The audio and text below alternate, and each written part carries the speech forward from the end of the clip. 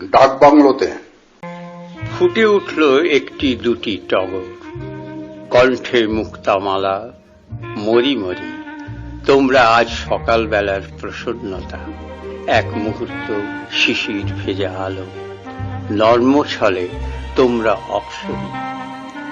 কি সুন্দর ওই টগর ফুল দুটো, খোঁপায় গুঁজবো আমি। প্রাক যুবতী বারান্দার প্রান্তে এসে আঁখি তুলল।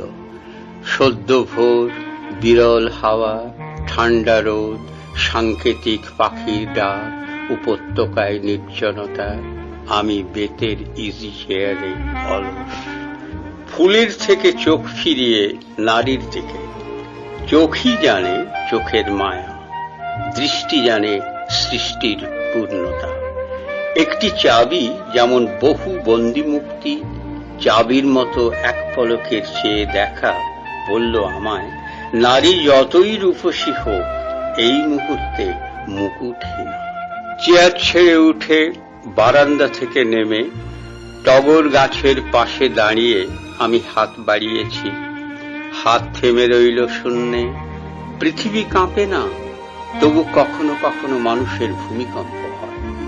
এত বাতাস, তবু দীর্ঘশ্বাস নিতে ইচ্ছে হয় না।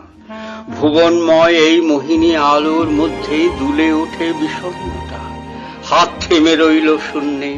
টগর গাছের পাশে হলুদ সাপ, চোখে চোখ, হিম সম্ভাষণ। কি তথ্য এনেছ তুমি প্রহরী? হলুদ সাপ সকালের মূর্তিমতি স্তব্ধতাকে ভেঙে সেই ভাঙা গলায় বলে উঠল, ঘূর্ণি জলের পাশে একদিন দেখে নিও মুখের ছায়ায় রৌদ্র ভ্রমরীর খেলা।